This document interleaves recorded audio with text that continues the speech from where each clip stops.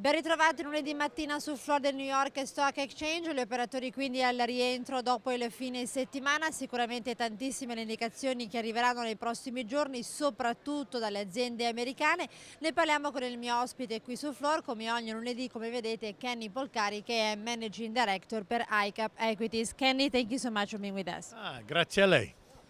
So Kenny, another week in Wall Street. This morning we see that we are down over half percentage point, at least right now. What is driving the market? Some more bad news? Well, it's more bad news, but today's bad news is really coming out of Asia, right? Not of China, and what they reported last night. Certainly a drop in their CPI, dropping their PPI. Now they're starting to use the deflation word over in China, which certainly is not going to be good for them, good for anybody, good for the global economy. We also have broader macro news due out of China really all week, going into Friday, and that's going to be highly visible. Investors are going to really be paying attention to see what their retail sales look like, to see what their GDP looks like, because that's clearly going to set the tone. On top of all that, we have the beginning of our earnings season, which we talked about last week, has already been suggested that it's going to be weak. We know that estimates have been being cut, forecasts have been being cut, and so what's going to be interesting to note or to hear is what these companies say going forward, right? What is a rising dollar going to do to these multinational companies that try to repatriate profits back to the United States? It's going to hit them. So, in fact, it's going to be a very interesting season, and I think people are bracing for some weakness, and I think that's what the market is telling you. And the weakness, at least what the analysts are saying, will come mainly from companies related to commodities. I mean, we know that Alcoa today tonight is going to really declare a very bad earnings, and we know that oil, it was down 18% during the second quarter. Right. So more bad news from China. That means that this trend could continue. Well, more bad news from China just indicates that from a global standpoint that this is not good for anyone. Couple that with what's going on in Europe, and couple that with even the macro data we've seen in our own country for the last three months or so has been weakening kind of steadily across the board. So it's setting itself up to be, certainly a disappointing kind of quarter. But then there's that whole discussion about the wall of worry, right? The market climbs this wall of worry and it discounts all this negative news. Well, I'm curious to see if that's in fact is what's going to happen. Are we just going to discount it and continue to move higher on the anticipation of more coordinated global stimulus, or are people warming up to the fact that this monetary stimulus is not solving any of the structural problems and ultimately not really fixing any of the economies around the world? And so that's going to be kind of the look and feel this quarter, this season, right? This earnings season. And we already saw 3 central banks last week acted and the market did not answer. So that really makes your point. Well, what happened was, if you notice, remember when China cut their rate unexpectedly, the market initially surged, and then people took a step back and said, well, if China's doing this the second time in a row unexpectedly, then China's going to be worried about themselves, clearly, as they should be, but then China's also going to be worried about what that means to the global economy. And so we saw the market turn tail and move lower, right? And again, we kind of see that reiteration of that negative news this morning, because China did come out with negative. In fact, Premier Wen Jiabao came out and said that he's quite concerned that the risks are really high in China. So once again, it's not adding any positive note to the market, and so we'll see us kind of just churning. I think from a technical level, you got to look for 1340 to be very short-term resistance for the S&P. We tested that on Friday. We bounced off, and we were in a very tight 1340, 1375 range.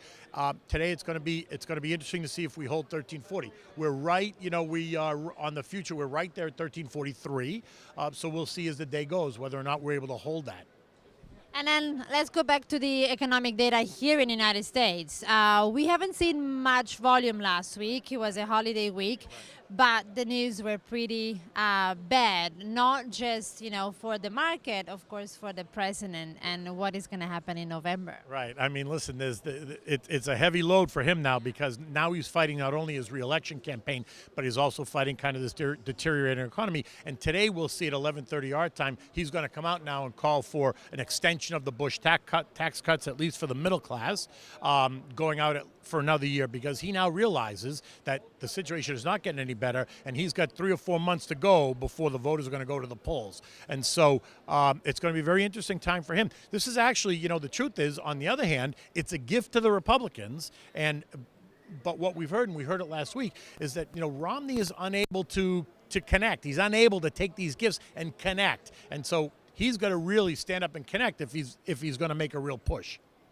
And of course, if really we're going to hear some announcement about the extension of bush cuts, that really will help the market, because the market now is not just worried about the economy, but is worried about another fiscal crisis by the end of the year. That's right, and that fiscal cliff is due to hit on January 1st, and that's, the expiration of the tax cuts. It's also the imposed austerity measures to our budget, right, that was negotiated over a year ago. And so clearly the market's going to get more concerned about that as we get closer.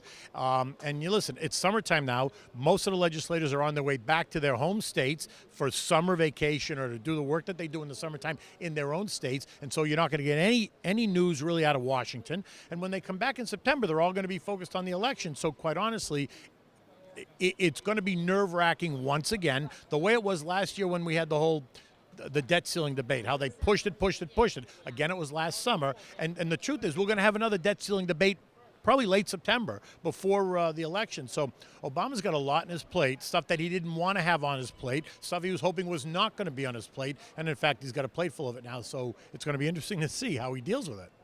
And of course, now it's impossible to predict, but I've heard a few analysts saying that we might have a very, very massive rally at the very end of the year when all these clouds will pass. Well, a lot's going to become clearer once you see what happens at the election. Listen, if Obama loses and the Republicans get in and it looks like the fiscal cliff is, that they're going to extend it, you will see, yes, a massive rally. If Obama wins and there's still this argument going on about the fiscal cliff, I'm not so sure you're going to see such a massive rally. Unless people start to compromise, because listen, at some point they've got to do what's right for the country, no matter who's president.